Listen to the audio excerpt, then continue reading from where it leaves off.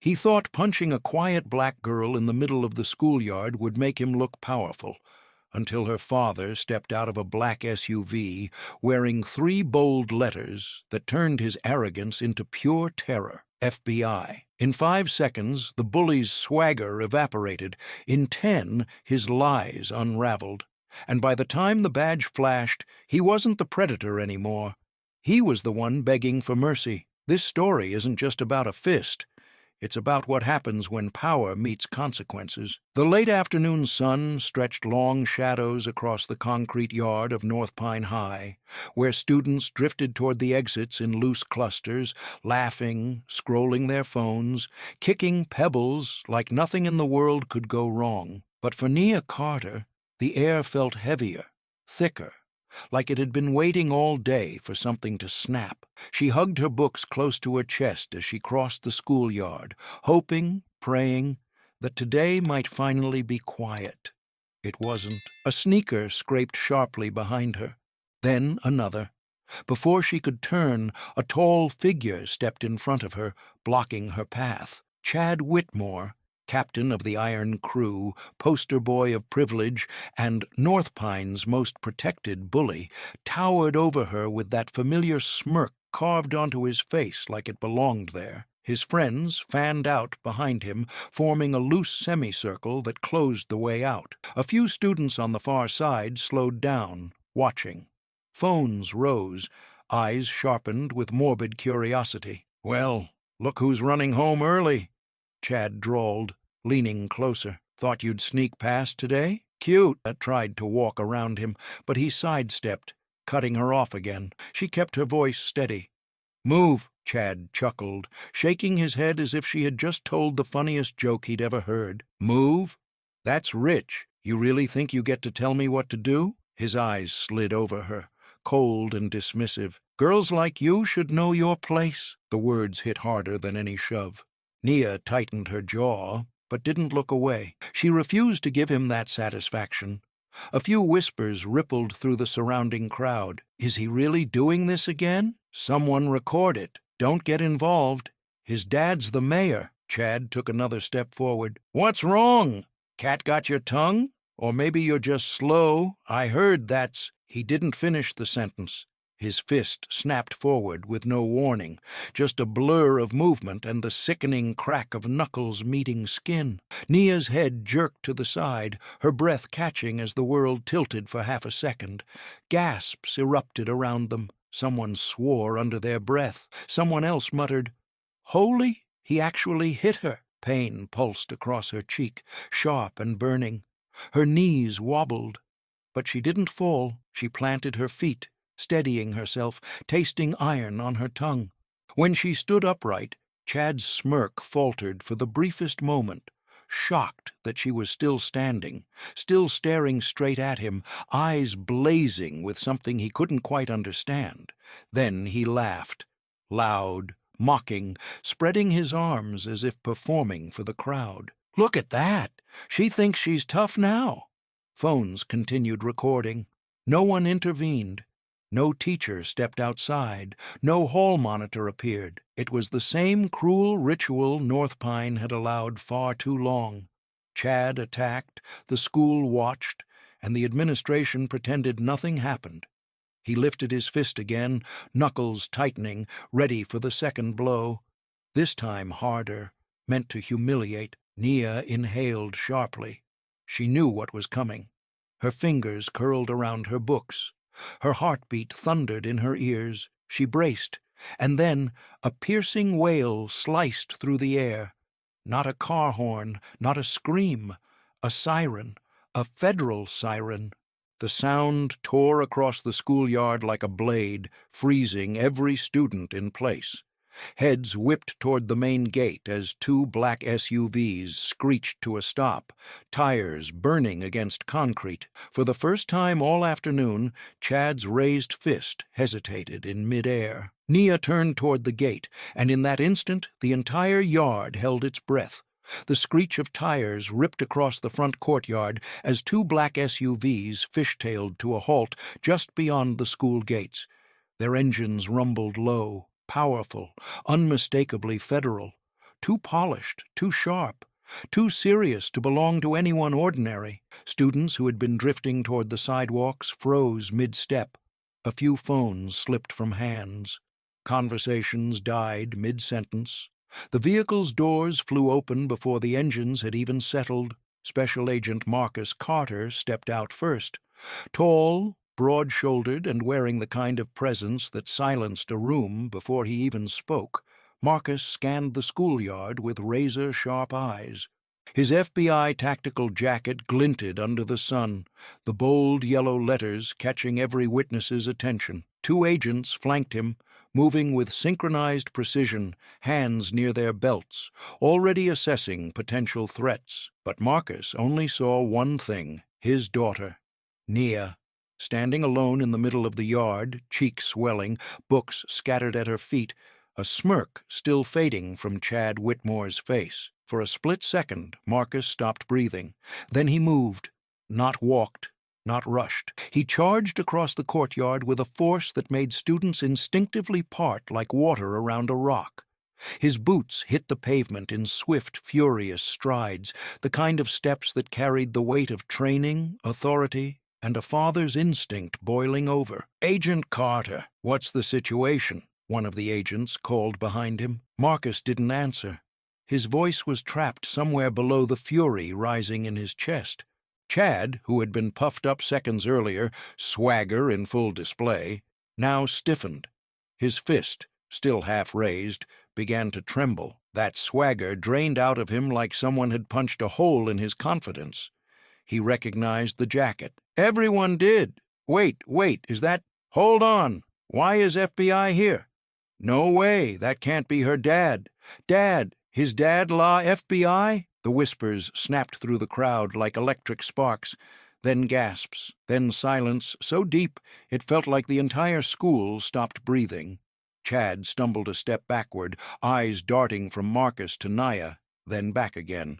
His lips parted as if to defend himself, but no sound came out. The iron crew behind him, usually loud, arrogant, untouchable, began to inch away, putting distance between themselves and the boy who'd just punched the wrong person. "Don't move," one of the federal agents barked at Chad instinctively. Marcus reached Nia first. He didn't touch her, didn't dare, afraid that even the brush of his hand might hurt her swollen cheek. Instead, he knelt slightly, lowering his height until his eyes were level with hers. The fury in his expression cracked just enough to reveal raw pain beneath it. "Nia," he said quietly, voice hoarse. "Are you hurt?" She shook her head, though the wince she tried to hide said otherwise. Marcus inhaled sharply, once, twice, trying to control the storm building behind his ribs. It didn't work.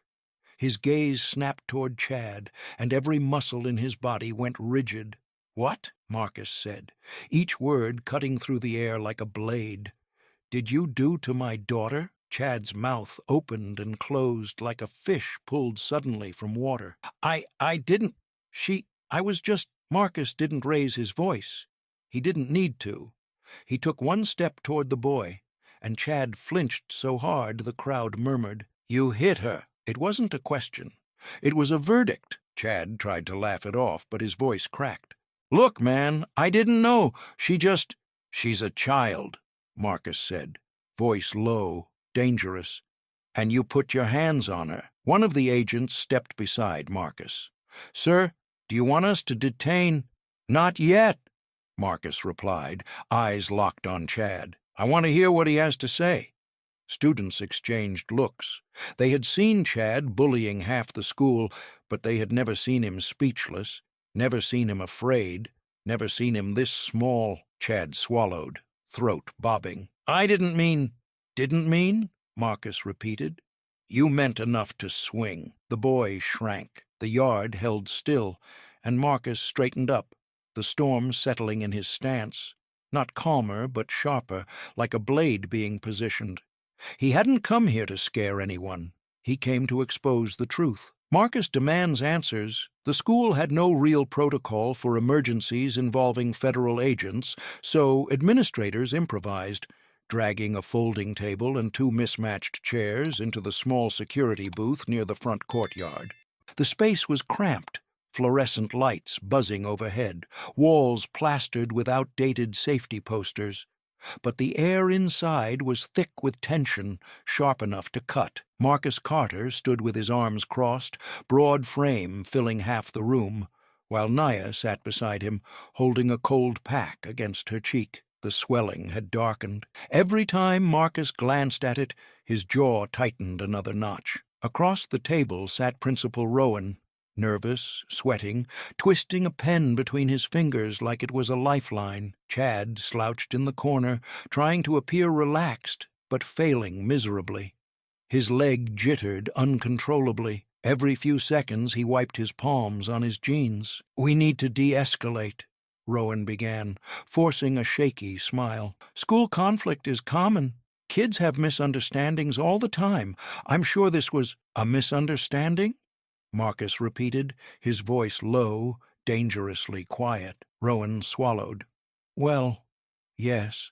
Perhaps emotions ran high and—" "Emotions ran high?" Marcus leaned forward, the table creaking under his weight. "My daughter was assaulted in plain view of half the schoolyard." Rowan's smile collapsed. "Of course, and that's unacceptable, but we can handle this internally. Let's not exaggerate the situation." Naya lowered the ice pack. Her eyes lifted, tired, bruised, but steady. "It's not an exaggeration," she said. "Chad has been bullying me for 3 months." Rowan froze. Chad's head snapped up, eyes wide. "She's lying," Nia continued, voice trembling but firm. "It started with comments, then shoving, then cornering me in hallways. He took my bag. He dumped juice on my lunch last week. Yesterday he pushed me into the lockers so hard I couldn't breathe for a minute." She inhaled shakily. "And today he hit me." Marcus placed a gentle hand on her shoulder, steadying her, grounding her, promising without words that she wasn't alone. Rowan began tapping his pen faster. "Nia, sweetheart, teens misinterpret interactions. Sometimes jokes seem harsher than—" "Jokes?" Marcus snapped. Rowan winced. I didn't mean—" "You are minimizing a violent assault," Marcus said, "and you're doing it in front of the victim." Chad scoffed from the corner. "Look, man, she's exaggerating. I didn't even—" Marcus didn't even look at him. "Nia doesn't exaggerate. She survives." The room fell silent. Then Marcus reached into his jacket pocket. "I wasn't going to bring this up yet," he said, pulling out a small USB drive. "But since we're throwing around words like misunderstanding, let's review some facts." He slid the drive across the table. It clattered loudly in the quiet room. Rowan blinked. "What? What is that?" "A video," Marcus replied. "Sent to me anonymously 10 minutes after the attack. A student recorded Chad shoving Naya into the wall last week. Hard." Rowan blanched. That can't be—" "It can't be what?" Marcus asked. "True? Documented? The kind of evidence that shows a pattern of abuse your school ignored?" Chad lurched forward. "Who sent that? Who recorded—" Marcus finally turned to face him, expression carved in stone. "Someone who is tired of watching you terrorize people." Rowan's hand trembled as he fumbled the USB toward his laptop. The screen flickered, loading. The first frame appeared. Nia walking alone down a hallway. Chad emerging from the left. A shove. Her books scattering across the floor. Nia stumbling, nearly hitting her head on the metal lockers. Rowan's breath caught. Chad's face drained of color. "If this is your idea of a misunderstanding," Marcus said, "I'd hate to see what you consider real violence." Rowan shut his laptop as if the screen burned him. He couldn't meet Marcus's eyes, couldn't look at Naya, couldn't even look at Chad. For the first time, silence wasn't protective. It was damning. Outside, students gathered near the windows, whispering, trying to catch glimpses of what was happening inside that room, wondering who had dared to send the video, who had finally decided enough was enough. Marcus looked at Rowan, voice steady but cold. "Now, tell me, how long have you known about this?" Rowan didn't answer. He couldn't. The anonymous sender is watching from the shadows. The school's back parking lot was nearly empty, the late afternoon light stretching long shadows across rows of abandoned vehicles. A cold wind slid between them, rattling loose papers and making the metal fences groan. Chad Whitmore stumbled out the side door of the building, breathing hard, his mind spinning with fragments of Marcus Carter's voice and the image of that damning video. He needed air. He needed to think. He needed this nightmare to disappear. His phone buzzed violently in his pocket. He didn't have to check the caller ID. Only one person in the world called with that level of urgency, that rapid, insistent vibration that felt more like a warning than a ring. Chad swallowed and answered. Hey, Dad, what the hell happened? Mayor Richard Whitmore's voice thundered through the speaker, barely contained. Why is there a video of you assaulting a girl circulating on the district network? Chad flinched, glancing around the empty lot as if someone could hear. It wasn't like that. Save it. The mayor's voice sliced straight through his excuse. I don't care what happened. You need to listen very carefully. Do not speak. Do not post. Do not explain. Do not breathe a word to anyone. Chad's chest tightened. But, Dad, I said don't speak, the mayor snapped. There was no patience, no softness, no fatherly concern, just pure political panic hidden behind authority. This is manageable if you don't make it worse. Chad paced between parked cars, running a shaking hand through his hair. The FBI was here. Her dad, I know who he is, the mayor hissed. And that is exactly why you will keep your mouth shut. A long silence stretched, thick as fog. Chad's voice came out in a whisper. What's going to happen? Am I going to get arrested? The mayor exhaled sharply, annoyed, not worried. Listen to me. I will handle the media. I will handle the school board, but I cannot fix this if you start talking. He lowered his voice. We've worked too hard to build our relationship with North Pine High. Chad's brows knitted. Relationship? What are you talking about? Another heavy pause. Then the mayor spoke, tone dropping into something colder, calculated. There are things you don't need to know, son. All you need to understand is this. The school receives support from a community development fund, one managed by my office. If this scandal blows up, that funding becomes a target. And if the funding becomes a target, he didn't finish the sentence. He didn't need to. Chad felt the implications sink deep into his bones. The fund, the money, the influence. Everything his father had built, and everything that kept North Pine administrators obedient, was at risk. This wasn't just about him hitting a girl. This was about corruption, money, control, settled in his stomach like ice. The mayor's voice sharpened. You will not say a word. Not to the police, not to your friends, not to anyone. You will deny knowing anything unless I tell you otherwise. But, Dad, Marcus Carter looked like he wanted to kill me, and the principal couldn't even defend me anymore. That principal will keep his mouth shut if he knows what's good for him, the mayor said.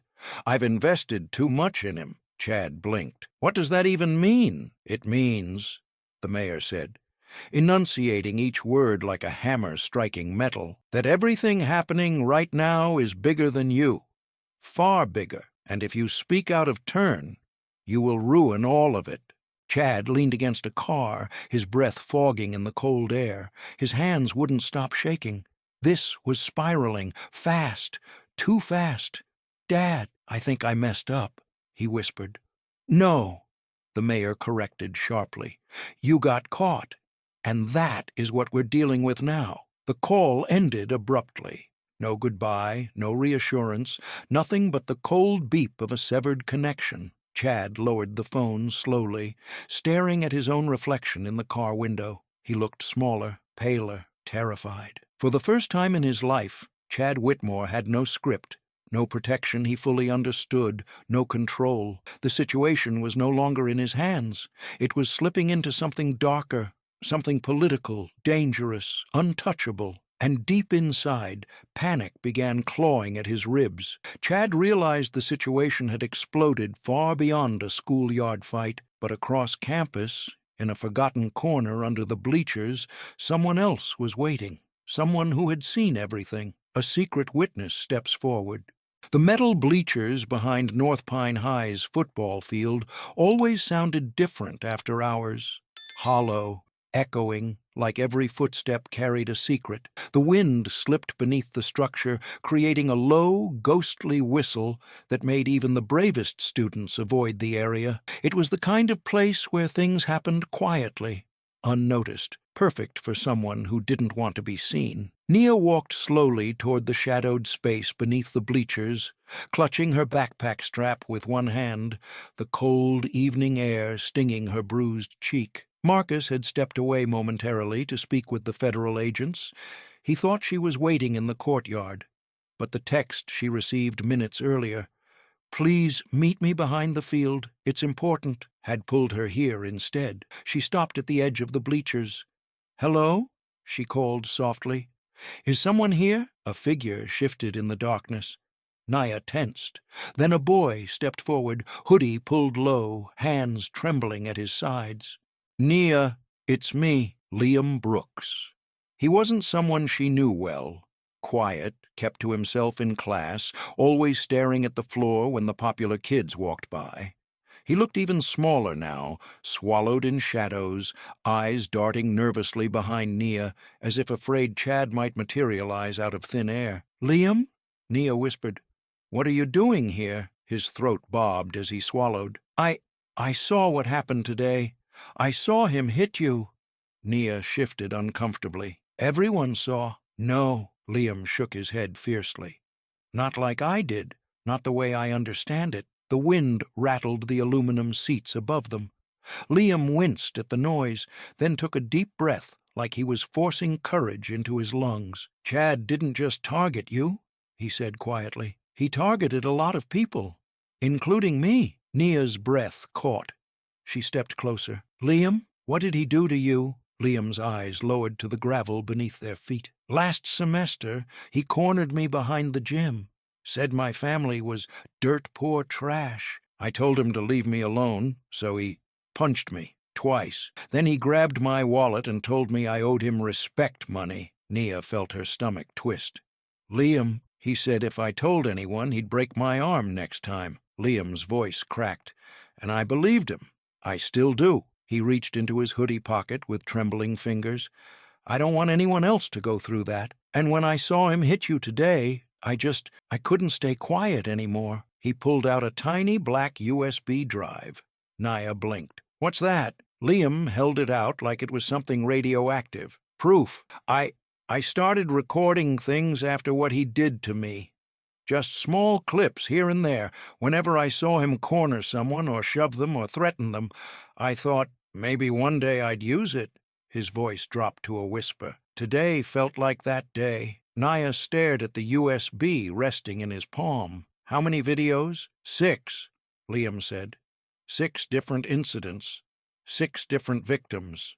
The wind stilled for a moment, as if the world paused to hear that number. Nia swallowed hard, emotion tightening her chest. "Liam, why give this to me?" He looked up for the first time, eyes glistening but steady. "Because I don't want you to become his next victim like I was," he said. "You don't deserve that. No one does." Something in her broke, a fragile barrier she'd been holding up all day. She reached out and closed his fingers around the USB for a moment before gently taking it. "Thank you," she murmured. "You're brave, braver than you think." Liam shook his head. "No, I'm scared out of my mind." "That's what makes it brave," Nia said softly. A voice suddenly echoed from the field entrance. "Nia?" Marcus's silhouette appeared, sharp against the floodlights. He was scanning the area with a protective intensity that made Liam shrink back instinctively. Nia raised a hand. "I'm here." Marcus approached, eyes immediately locking on the boy beside her. "Is everything all right?" Nia nodded, but her voice was serious. "Dad, we need to see what's on this." Liam stepped back, voice trembling. "Please, just be careful." Marcus took the USB from Nia, his expression darkening the moment he felt the weight of it. Something was wrong. Very wrong. This wasn't just bullying. This was a pattern, a system, a cover-up, the kind that didn't happen by accident. Marcus examines the USB and uncovers systemic wrongdoing. Principal Rowan's office looked nothing like a place where justice lived. The blinds were half closed, letting in thin blades of light that cut across dusty bookshelves and a cluttered desk. A faint smell of old coffee and disinfectant lingered in the air. Marcus Carter stood in the center of the room, an immovable presence, while two FBI agents flanked the door. Rowan sat behind his desk, hunched, fiddling with a stack of folders as though rearranging paper might somehow rearrange the truth. Marcus didn't sit. He didn't blink. He simply said, "Show me Chad Whitmore's disciplinary file." Rowan's fingers tightened around the folder he was holding. "Agent Carter, I don't think that's necessary. We can resolve this internally, and—" That wasn't a request. Marcus's voice was cold steel. The two agents stepped forward, and Rowan's face blanched. He forced a weak smile, attempting diplomacy he no longer possessed. "Oh, of course. Yes, let me just retrieve that for you." He turned to a filing cabinet behind him. The drawer screeched as he pulled it open, and for several agonizing seconds he rummaged through files, his posture stiff, his breath uneven. Then he froze. The freeze was subtle, but Marcus saw it. So did the agents. Rowan slowly pulled out a thin, almost weightless file, one that should have been thick, overflowing, bursting with reports. He placed it on the desk with trembling hands. Marcus opened it. Inside were 3 sheets of paper, a medical form, an emergency contact sheet, and a general student profile, no disciplinary records, no warnings, no behavior reports, nothing. "Explain this," Marcus said, voice dangerously quiet. Rowan swallowed hard. Chad is a good student. He rarely causes trouble. If there were incidents, they must have been minor. Kids roughhouse, sometimes." "Do not insult my intelligence," Marcus snapped. "We have 6 video files showing physical assault, and you're telling me this boy has never even received a warning?" Rowan's eyes darted between Marcus and the agents. I didn't say that. Some situations are complicated. Families get involved. The school board gives suggestions." "Families like the Whitmores?" Marcus pressed. Rowan froze again. One of the agents stepped forward. "Principal Rowan, we're formally requesting access to all administrative files related to Chad Whitmore, not just this sanitized version." Rowan's voice cracked. "Sanitized? No, I didn't sanitize." Marcus cut him off. "Then where are the reports?" Rowan's silence was the answer. Marcus exhaled slowly, fighting the urge to slam his fist into the desk. "You didn't erase them. Someone instructed you to." Rowan's hands trembled violently. He opened his mouth as if to argue, but instead his shoulders slumped, as though the weight of the truth had finally crushed the last of his resistance. "I didn't have a choice," he whispered. "You don't understand what the mayor can do to this school, to my job, to my family." Marcus's expression shifted, no softer, just more focused. "Show me." Rowan hesitated, then reached into the bottom drawer of his desk. Unlocking it with a small key he had kept hidden beneath some papers, he pulled out a sealed folder stamped "Confidential." He held it out with shaking hands. This is the agreement." Marcus snatched it, tore it open, and unfolded the papers inside. The first page made his blood turn to ice. It was a contract, official, printed, signed, between Mayor Richard Whitmore's re-election fund and North Pine High School. The language was careful, slippery, wrapped in layers of political politeness, but the meaning was crystal clear. In exchange for continued financial support, the school agrees to exercise discretion regarding disciplinary actions involving the Whitmore family. Marcus felt the room tilt for a split second. This wasn't negligence. This wasn't incompetence. This was corruption. Strategic, deliberate corruption protecting a violent student. He clenched his fist so tightly, his knuckles whitened. Rowan bowed his head. "I wanted to speak up. I did, but the mayor said if I didn't comply, he could pull every cent of funding. This school barely survives as it is. I didn't know what to do. Marcus stared at him with a look that wasn't pity, but it wasn't pure fury either. It was something colder, something sharper, determination. You should have protected the students, Marcus said. You failed. Rowan's eyes filled with shame. Marcus turned to the agents. We're escalating this investigation. He headed toward the door, but stopped when his phone buzzed with a message from an unknown number, a single line. He knows you're coming. Marcus's eyes darkened. The mayor launches his counterattack. City Hall looked calm from the outside. Grand stone steps, polished glass doors, the American flag fluttering softly in the breeze. But inside, on the third floor, behind a heavy oak door marked Private Council Room, calm was a lie. The real storm was happening here. Mayor Richard Whitmore paced the length of the conference table, jaw clenched, tie loosened, sweat beading at his temples despite the humming air conditioner. The overhead lights cast long, harsh shadows that stretched across the room like claws. Seated at the table were two men he trusted more than his own staff: Alan Pierce, his longtime legal strategist, and Chief Donovan Hale, head of the local police department, loyal, obedient, and deeply indebted to the mayor's support. Whitmore slammed a stack of printed screenshots onto the table. Rows of paused frames from the Schoolyard video stared up at them. "Look at this," he barked. "My idiot son's face is in every damn frame. Do you know what that means if this gets out of control?" Alan Pierce adjusted his glasses calmly. "It already is out of control." Chief Hale grunted. "The FBI showing up at a school? That's not normal. Carter must have serious connections." "So do I," Whitmore snapped. He leaned forward, bracing himself on the table. "Which is why both of you are here. We need to get ahead of this. Fast." Alan steepled his fingers. "What angle are you thinking?" Whitmore inhaled sharply, then said the words with cold precision. "We flip the narrative." Chief Hale blinked. "Meaning?" "We make it look like she attacked him first." Alan frowned. "The footage clearly shows otherwise. Then we alter the footage." Whitmore said it without hesitation. Silence thudded through the room. Chief Hale cleared his throat. "Sir, you're talking about tampering with evidence." Whitmore slammed a hand onto the table, rattling water glasses. "I am talking about preserving my reputation, my campaign, and everything we've built. Do you want the Carter family dragging my name through the mud? Do you want the FBI crawling through every financial record in this city?" Neither man answered, because the truth was, yes, the FBI digging deeper would destroy them all. Whitmore turned to Alan. "I need you to hire a specialist, someone who can edit the video, just enough to create doubt." Alan hesitated. "It won't pass federal forensics." "It doesn't have to," Whitmore snapped. "It only needs to circulate online long enough to confuse the public. When people are unsure, they stop caring.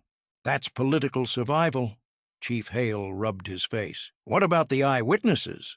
Whitmore sneered. "Teenagers? They flip stories all the time, and any who complain can be reminded that their parents' jobs, scholarships, or community grants depend on this administration." He leaned closer. "Fear is a very persuasive tool, Chief." Alan adjusted his tie, still uneasy. "I'll reach out to a digital forensics freelancer, someone discreet." Whitmore nodded. "Good." But just as he exhaled, relief creeping into his voice, Chief Hale added, "There's something else." Whitmore raised an eyebrow. "There are rumors," Hale said slowly, "that the video wasn't just filmed on a single phone. Kids claim it was live-streamed." Whitmore scoffed. "So, live streams disappear." "Not if they're screen-recorded," Hale replied. "I heard hundreds saved it. 300, maybe more." The room stilled. Whitmore's face drained of color. 300 copies. 300 witnesses. 300 undeniable truths. Alan whispered, "Sir, even if we alter the footage, the original versions will still exist." Whitmore clenched his jaw so tight a vein pulsed in his temple. "This is not happening," he growled. "Find out who started the live stream. We shut them down. We shut everyone down." But for the first time, the mayor's voice wavered, not with anger, but with fear, because power could intimidate a school, could silence a principal, could pressure a police chief, but it couldn't stop 300 teenagers with phones. The mayor's plan is collapsing before it even begins. Meanwhile, back at North Pine High, whispers were turning into shouts, shouts into chants, students into a movement. The students begin to rise up. The bell for mid-morning break echoed through North Pine High, releasing waves of students into the main hallway. Backpacks thumped against lockers, chatter bounced off tile floors, sneakers squeaked as bodies moved in every direction. But beneath the usual chaos, something different simmered, something electric, something ready. Zoe Parker stood at the center of it, small, sharp-eyed, and fearless in a way that made even seniors listen. She clutched her phone in one hand and a stack of printed flyers in the other. Her jaw was set, her expression hard. She'd seen Nia in the office, holding an ice pack to her bruised cheek. She'd seen the video. Everyone had. And most importantly, she was done watching North Pine High pretend it wasn't happening. She climbed onto a bench near the main stairwell and cupped her hands around her mouth. "Everyone, listen up!" Her voice cut through the hallway like a bell. Heads turned, conversations fell off. Phones lifted instinctively. Zoe held up the flyer. "Justice for Nia," she announced, loud and unwavering. "Today, we decide what kind of school we want to be." A ripple moved through the crowd. Someone murmured, "Is this about the video?" Another whispered, "That FBI guy was her dad, right?" Zoe nodded sharply. "Yes, and none of that should even matter. What matters is that Nia was attacked, bullied for months, ignored, and the school did nothing." A few students nodded. Others folded their arms like they were waiting for permission to care. Zoe gave it to them. "We're done being silent. We're done letting Chad Whitmore get away with everything just because his dad owns half the city. Today, we stand with Nia." Then she raised her voice even higher. "We want Chad suspended immediately." A wave of murmurs turned into a current of agreement. But Zoe wasn't finished. She held up a clipboard. "This is a petition. If we get 200 signatures by the end of break, the school board has to address it today. No more excuses, no more hiding, no more corruption." There was a moment of stillness, a breath held, and then movement exploded everywhere. Students surged toward her. Hands reached for pens. Sharpie markers clicked open. Names began to fill the page so fast, Zoe could barely flip the sheets fast enough. "Put me down. Chad's done this to too many people. My little brother's scared of him. He shoved my cousin last year. He threatened me in the gym. I'm signing."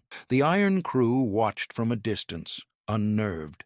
Their confidence cracked under the weight of the hallway turning against them. By the time the bell rang again, Zoe had 217 signatures. She stepped onto the bench once more, holding the thick stack of signed papers like a trophy. "We did it!" she yelled. Cheers erupted across the hallway, students chanting Nia's name, fists raised in the air. Nia, who had stepped in quietly from the far end of the hall, froze at the sound.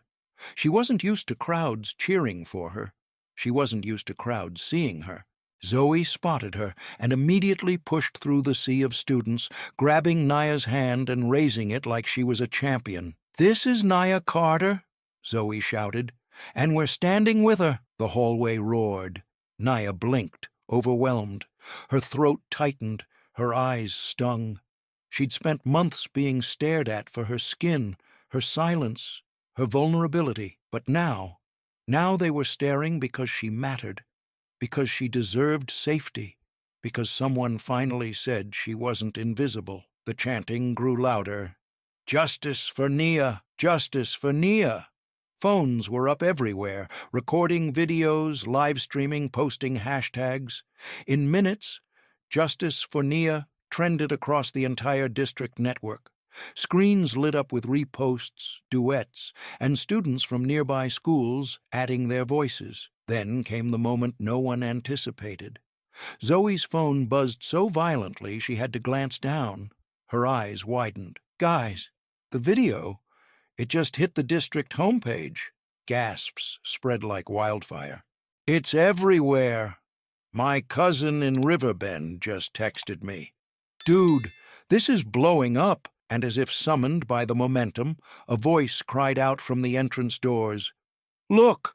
A line of news vans began pulling up in front of the school, reporters stepping out with microphones, cameras hoisted on shoulders, scrambling toward the building like sharks scenting blood. The video has spread beyond the school. Now the entire district is watching. And outside, with cameras ready, the media prepared to descend. The press arrives for a chaotic public confrontation. North Pine High's auditorium had never been this full. The folding chairs creaked under the weight of hundreds of students, teachers, and parents packed shoulder to shoulder. TV news cameras lined the front row, red recording lights blinking like watchful eyes. Microphones cluttered the podium, wires snaking across the stage like veins. The noise was deafening. Whispers, arguments, rumors buzzing through the space. Everyone had come for one reason: the school's emergency press hearing on the incident. Naya sat beside Marcus in the front row, her hands clasped tightly in her lap. Marcus rested a steadying hand on her shoulder, though his jaw was locked, the muscle twitching every few seconds. He wasn't here as an FBI agent. He was here as a father, a furious, betrayed father. At the far side of the stage stood Chad Whitmore, stiff in his seat, trying to look composed. But sweat pooled at his temples, and his leg bounced uncontrollably. The cameras loved him. They zoomed in on his face, his hands, his forced expression of innocence. Principal Rowan stepped up to the podium, straightening his tie with shaking fingers. "Thank you all for attending this urgent meeting," he began, voice trembling. "We're here to address the incident that occurred yesterday between two students. We ask that everyone remain calm." A reporter shouted, "Is it true the FBI was involved?" Another, "Did the mayor pressure the school?" The crowd surged with noise. Rowan raised his hands futilely. "Please, we will clarify everything. First, we'd like to allow Chad Whitmore to share his version of events." The room fell into a tense hush. Chad stood, smoothing his shirt, forcing an expression somewhere between sadness and concern. He leaned into the microphone. "What happened was misunderstood," he began. "Nia, she came at me first. She pushed me. I reacted, that's all. I didn't mean to hurt her." A murmur rippled across the room. Students exchanged looks of disbelief. Marcus's eyes narrowed dangerously. Nia's breath hitched. Chad pushed on, voice cracking. "I was just defending myself. She got aggressive, and someone recorded only part of it." "Liar!" someone shouted from the back. The room erupted. Teachers tried to hush students, but anger had already spilled into the aisles. "Sit down, Chad. She didn't touch you. You punched her for no reason." Cameras swiveled, capturing every angle of the uproar. Principal Rowan's face drained. "Please, everyone, control yourselves." But the chaos only intensified, until a clap echoed through the hall, not from hands, from speakers. Every screen in the auditorium flickered. A rectangle of blue appeared. Then the title, "Videos 05.mp4. Gasps rippled through the crowd. Chad's head snapped toward the sound booth. "No, no, turn that off, turn that off." But it was too late. The video began. Grainy footage, shot from behind a row of lockers, filled the giant screen behind the stage. It showed Chad cornering a smaller student, Chad shoving him, Chad grabbing his backpack and slamming him into the metal door, Chad laughing while the boy slid to the floor. The auditorium fell into stunned, suffocating silence. Then the next video auto-played, and the next, and the next. All 6 videos from Liam's USB. projected in front of 300 witnesses and every news camera in the county. Marcus slowly stood. Nia's breath caught in her throat. Rowan collapsed into a chair. Reporters scrambled forward, shouting questions, snapping photos wildly. Chad stumbled back from the podium, hands shaking violently. That's fake. That's edited. Dad said, but the evidence was undeniable. He wasn't just exposed. He was destroyed. A reporter yelled, "Mr. Whitmore, were you trying to frame the victim?" Another, "Did the mayor cover up previous assaults?" Chad shook his head desperately. "No, I didn't. Please, turn it off. Turn it off." But no one listened. On the screen, yet another clip played.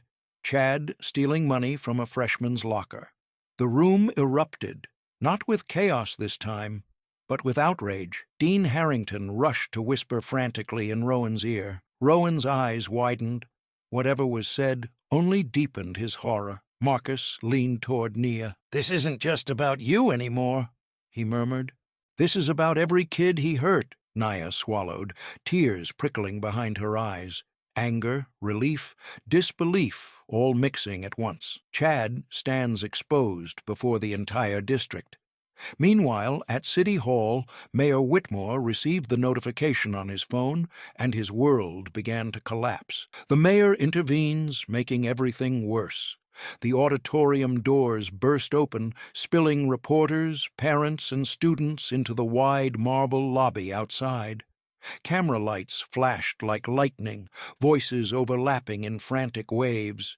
The entire building vibrated with the energy of a scandal exploding in real time, and in the center of it all stood Mayor Richard Whitmore. For a man who usually commanded rooms with confidence, charm, and calculated authority, he now looked like someone who had been hit by a truck he never saw coming. His tie hung crooked, his pupils were blown wide, sweat clung to his hairline. His phone buzzed non-stop in his trembling hand, messages, missed calls, panic.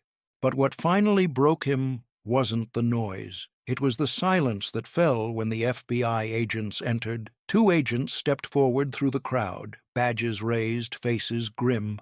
The chaos dimmed instantly. Cameras swung toward the confrontation, lenses focusing, microphones extending like spears. "Mayor Whitmore," the lead agent announced, voice amplified by the echoing hall. "The FBI is officially expanding its investigation to include financial misconduct tied to North Pine High School." A collective gasp rippled through the crowd. The mayor blinked. "What? That's absurd. You have no cause. This is political." "We have sufficient cause," the agent said firmly, "including evidence suggesting that district funds were redirected from your re-election committee into school accounts to influence disciplinary actions involving your son." Another gasp. Louder, sharper. Every camera zoomed in. Whitmore staggered back a step. No, that's taken out of context. "You don't understand?" The agent continued mercilessly. "We've acquired financial records, emails, and a signed memorandum indicating your office arranged financial incentives in exchange for the suppression of misconduct reports." The mayor's face drained of all color. Someone in the crowd shouted, "You paid the school to protect Chad?" Another yelled, "Resign!" Flashes erupted like fireworks. Whitmore raised a shaking hand toward the cameras. "This is all a misunderstanding. My son, he was being targeted. I had to protect him. Any parent would—" "But not with taxpayer money," a reporter barked. "Is it true you bribed the school?" Whitmore opened his mouth, but the words tangled in his throat. He tried again. Failed. The FBI agent stepped closer. "According to federal law, misuse of public funds and obstruction of justice constitute serious offenses. You will need to come with us for questioning." The mayor swayed slightly, like gravity itself had shifted beneath him. "No," he whispered. "This can't be happening. Not over a school fight. Not over—" His voice cracked. Chad's face flickered in his mind. Crying, panicking, exposed. The empire he built, political power, favors, influence, was collapsing like a house of cards soaked in gasoline. And it was burning fast. A reporter shoved a microphone toward him. "Mayor Whitmore, do you admit to falsifying educational documents?" Another, "Did you blackmail the principal?" Another, "Are you stepping down?" He couldn't breathe. The walls tilted. His knees buckled slightly before he caught himself on a nearby pillar. For a heartbeat, it looked like he might collapse completely. In front of the entire city, the mayor stood on the edge of ruin, broken, exposed, almost falling. But elsewhere in the building, hidden from the cameras and the noise, Nia Carter sat alone on a bench, staring at her bruised reflection in a dark window. The world was finally holding her attacker accountable, but her pain had not disappeared with the flashing cameras. Nia's emotional truth finally surfaces. The Carter living room was quiet in a way the world outside wasn't. No reporters, no flashing cameras, no shouting students or political explosions, just the soft hum of the refrigerator in the kitchen and the muted tick of the clock on the wall. Nia sat curled on the far end of the couch, knees drawn to her chest, wrapped in one of the blankets her mother used to knit. The house was warm, but she shivered anyway, every muscle tight, every breath shaky. Marcus entered slowly, carrying 2 mugs of hot tea. His footsteps were heavy, but his expression was softer than it had been all day. He set the mugs on the coffee table and sat beside her, close enough to be present, but not so close as to overwhelm her. For a long moment, neither spoke. Then Nia exhaled, a trembling, uneven sound that wasn't quite a sob, but wasn't strength either. "Dad," she whispered. Marcus turned immediately. "Yeah, sweetheart?" Her voice cracked. I didn't want to tell you before because I didn't want you to worry, but I wanted to transfer schools." Marcus froze. Nia clutched the blanket tighter. "I didn't feel safe here, Dad. Every day felt like walking into a war zone where everyone knew what was happening, but no one cared. I didn't want to get up in the morning. I didn't want to eat lunch. I didn't want to look at my phone because I was scared there'd be another rumor." Her eyes filled. Tears spilled over before she could stop them. "I hated it. I hated seeing them laugh after hurting me. I hated being alone. And I hated knowing that if I said anything, if I fought back, it would just get worse." Marcus's chest tightened. Watching her break was more painful than anything he'd seen in the schoolyard. She wiped her cheeks with the back of her sleeve, but the tears kept coming. "I thought maybe transferring would help. Maybe changing schools would make the fear go away. But I didn't want you to think I was giving up." Her voice lowered to a whisper. "I didn't want to disappoint you." Marcus's heart cracked open. He didn't think. He just moved. He pulled her into his arms, wrapping both arms around her, holding her as if he could shield her from every cruel thing the world had ever given her. "Nia," he murmured into her hair, voice thick with emotion, "you could never disappoint me, not for 1 second." She pressed her forehead against his shoulder, crying harder. "You're the bravest person I know," Marcus continued, tightening his hold. "You've been walking through hell every day, and you still kept going. That's not weakness, that's strength. And you don't have to do it alone anymore, not ever again." Nia inhaled shakily, feeling something loosen, something she hadn't realized had been gripping her chest for months. For the first time today, maybe for the first time in a long time, she felt safe, fully, completely. The fear didn't vanish, but it stopped controlling her. She pulled back slowly, wiping the last tears from her cheeks. "I don't want to hide anymore, Dad." Marcus nodded. "Then you won't. We'll face this together." Nia breathed in deeply, letting the warmth of the room settle into her bones. Tomorrow, she would walk back into North Pine High, not as a victim hiding in the crowd, but as someone who deserved to stand there. For the first time, Nia felt truly safe and ready to rise. And with that certainty settling in her chest, she made her decision. She would face the school head-on tomorrow. Nia returns to school to a shocking reception. The next morning, the hallways of North Pine High felt different, charged, expectant, almost vibrating with a collective breath held in anticipation. Word had spread fast, faster than the administration could control. Students packed both sides of the main corridor, spilling out from doorways and crowding near lockers, their conversations low and buzzing like an electric current. Then the first bell rang, and the hallway went silent. The doors at the front entrance opened with a soft creak, letting in a stream of early sunlight. Nia Carter stepped through, backpack slung over one shoulder, her steps steady but cautious. She expected stares. She expected whispers. She expected that cold, isolating pressure she'd felt every morning for months. She did not expect applause.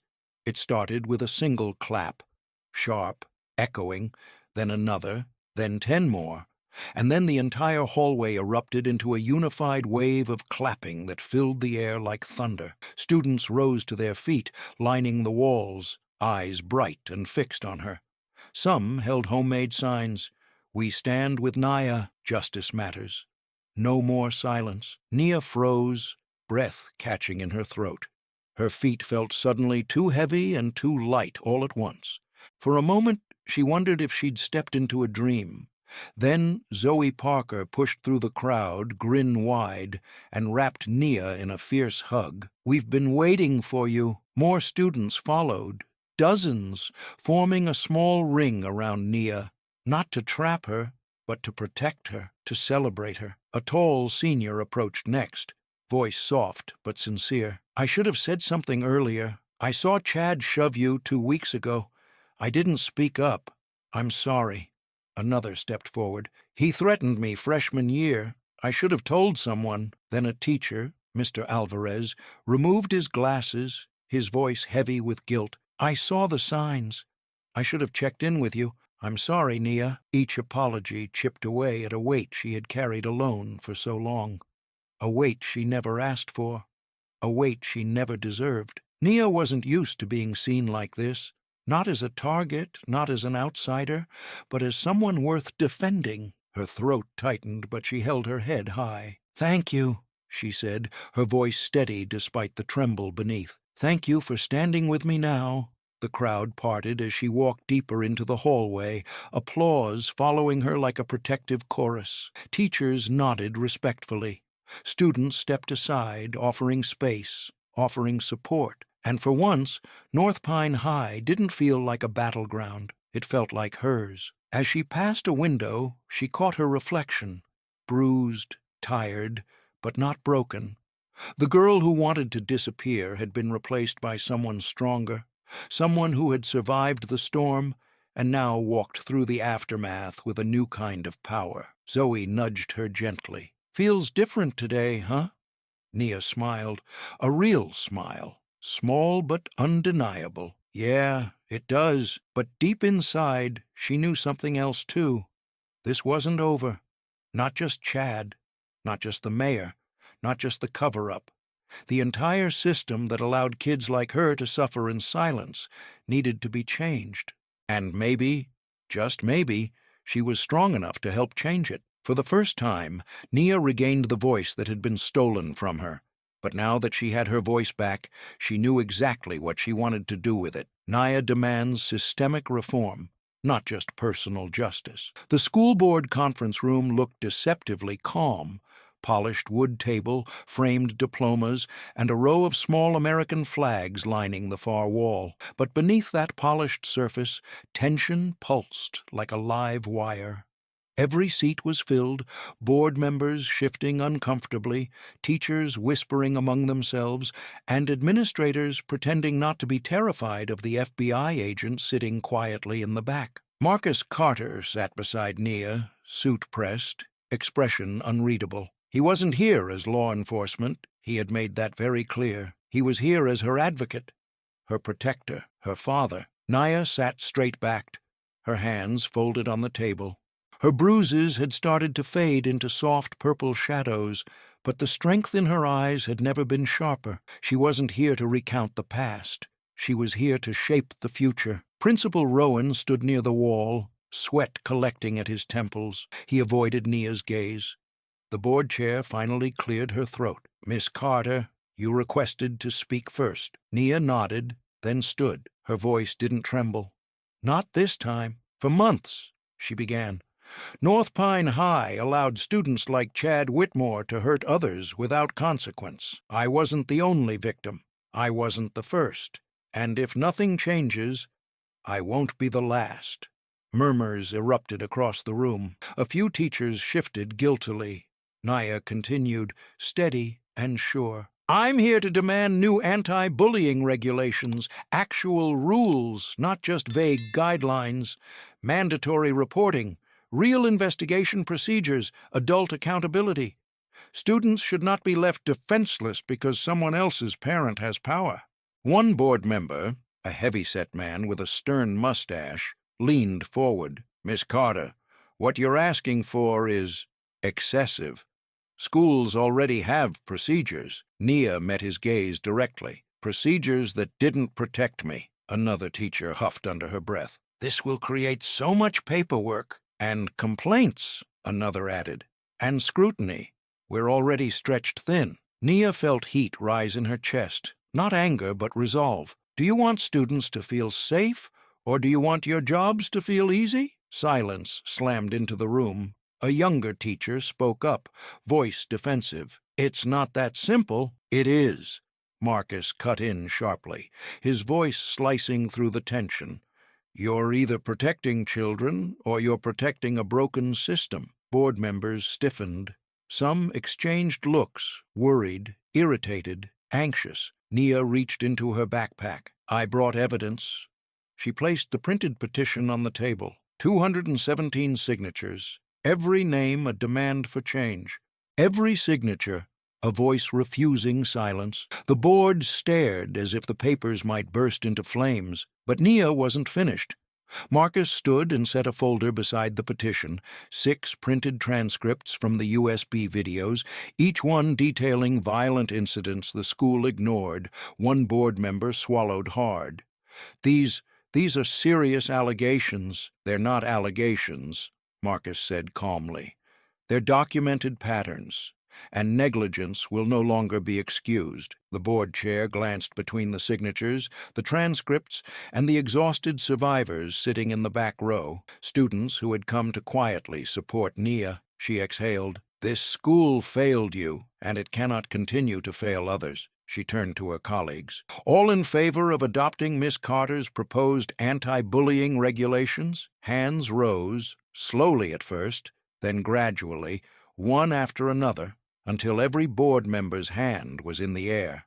Even the teachers who had complained earlier lifted theirs, shame pushing them forward. Nia released a breath she hadn't realized she was holding. For the first time, the system wasn't ignoring her voice. It was listening. Marcus placed a hand gently on her back, proud, relieved, fierce. With the board forced to sign, the first real change in North Pine High began, and beyond that inked approval, an even greater shift waited just ahead. The school transforms under the new rules. The sun shone brightly over North Pine High's courtyard, as if even the weather knew it was witnessing something historic. Rows of folding chairs stretched across the lawn, filled with students, parents, teachers, and district officials. Banners fluttered overhead, blue and gold, the school colors, decorated with bold letters spelling out a new chapter. Begins. News cameras lined the edges of the crowd, reporters speaking animatedly into microphones while technicians adjusted lights and cables. The air buzzed with excitement, curiosity, pride, hope. What had once been a school overshadowed by corruption and silence now felt like a place awakening. Marcus stood at the edge of the stage, hands clasped behind his back, watching the crowd with the quiet vigilance of a father and an agent combined. His eyes occasionally drifted to Nia, standing just a few feet away, adjusting the strap of her dress. She looked nervous, but stronger than he had ever seen her. The superintendent approached the microphone and tapped it gently. The feedback hummed across the courtyard. "Thank you all for being here," she began. "Today, North Pine High takes a bold step forward, a necessary step, a long overdue step. The crowd leaned in. As of this morning, we officially implement the district's first fully transparent anti-bullying protocol, designed with student voices at its core. She gestured toward the banner behind her. North Pine High will lead the way for every school in the county. A wave of applause broke out. Students whooped, parents clapped, teachers nodded with pride, some even wiping away tears. The superintendent continued. This movement began because a student found the courage to speak when the system failed her. She reminded us what accountability should look like. She turned, smiling toward Nia, and today she stands as a symbol of courage, resilience, and change. The applause rose again, louder this time, fuller, echoing off the brick walls surrounding the courtyard. Cameras zoomed in on Nia. Some students chanted her name. Others held up signs. Thank you, Nia. Your voice changed everything. Nia stepped toward the podium, heart pounding. She had never stood before a crowd like this. Not for sports, not for awards, not for anything. But as she approached the microphone, the noise softened. The crowd leaned in, waiting for her. Marcus gave her a small nod. Steady, reassuring, Nia took a breath. When I first walked into this school, she began, voice clear but gentle, I didn't feel safe. I didn't feel seen. And when things got worse, I felt like I didn't matter. Silence spread through the courtyard, attentive and heavy. But today proves that I was wrong. She looked around, meeting the eyes of students, teachers, parents. We all matter. Our voices matter. And when we stand together, we can change things that once felt impossible. The crowd erupted again. A few students stood, cheering. A reporter whispered urgently to her cameraman, "Get that shot. She's incredible." Nia continued, "These new rules aren't just for me. They're for every kid who has been afraid to speak up, for every student who thought no adult would listen, and for anyone who has ever felt small or powerless." Her voice strengthened with each word. We're building something better now. Together.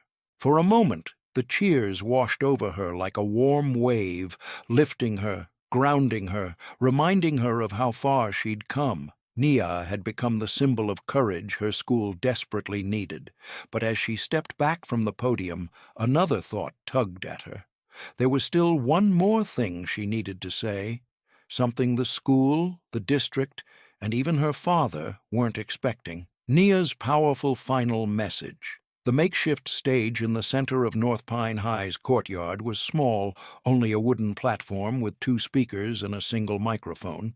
But the moment Nia stepped onto it, it felt like the center of the world. Students crowded the lawn, teachers lined the back rows, parents filled the periphery, and news cameras framed her every movement. The late afternoon sun cast a warm glow across the crowd, illuminating faces filled with anticipation. Marcus stood off to the side, arms crossed, pride shining in his eyes. He didn't need to speak. His presence alone was a pillar supporting her. Nia approached the microphone slowly, not out of fear, out of reverence for the moment, out of understanding what it meant, not just for her, but for every student who had ever swallowed pain in silence. She inhaled gently, steadying her breath. "When I came to this school," she began, her voice calm and steady, "I never imagined I would be standing here." The crowd quieted instantly, leaning into her words. "On the day Chad hit me, I felt pain," she continued. "But the truth is, that wasn't what hurt the most." Her eyes swept across the crowd. Faces she recognized, faces she feared, faces she thought had never noticed her at all. What hurt the most, her voice dipped, soft but piercing, was the silence. Murmurs of emotion rippled through the students. The silence of people who saw, the silence of people who recorded but didn't help, the silence of people who knew something was wrong but chose to look away. Nia swallowed, her eyes glistening, not with weakness, but with truth. "That silence," she said, "made me think I wasn't worth defending, that my pain didn't matter, that I didn't matter." A hush swept across the courtyard. Even the reporters lowered their microphones slightly, struck by the weight of her words. But today is different. She straightened her shoulders, strength radiating through her voice. Today, I am surrounded by people who chose to speak instead of staying quiet. People who stood up. People who said, "Enough." Zoe wiped a tear in the front row. Liam nodded, shoulders shaking with emotion. Teachers looked down, humbled. Nia let out a slow breath. And today, for the first time since I arrived at North Pine High, I don't feel alone. Marcus blinked, eyes shining with pride. Students began nodding, murmuring their agreement. A wave of emotion washed over the courtyard. Nia continued, her voice stronger. We can't erase what happened. We can't pretend it didn't hurt. But we can promise each other this. Never again will any student suffer in silence. She placed a hand over her heart. Today we changed the rules, but more importantly, we changed ourselves. The crowd rose, first in small clusters, then all at once. Thousands of hands clapping, cheering, lifting her words into the air like a banner of hope. Nia blinked through the brightness of the applause, a smile slowly forming. A soft, genuine smile carrying the weight of healing. Nia smiled because the journey to healing had only just begun. She stepped back from the microphone, letting the applause swell around her. And as she walked toward Marcus, the cameras flashing, the school roaring with support, she understood something she hadn't been able to see before. Everything, the pain, the silence, the fear, had led to this moment, to change, to justice, to the rebirth of a school, and it all began with the moment Chad threw a punch in the schoolyard, full circle complete. And just like that, the boy who thought he owned the schoolyard ended up shaking in front of a federal badge, and the truth he tried to bury came roaring to the surface. Nia didn't just survive, she changed everything. Her courage exposed the lies, shattered the silence, and forced an entire system to finally listen. But here's the real question. If you were standing in that schoolyard, would you have spoken up or stayed silent like everyone else? If this story hit you, make sure to like, share, and subscribe so you never miss the next chapter. The truth deserves to be heard.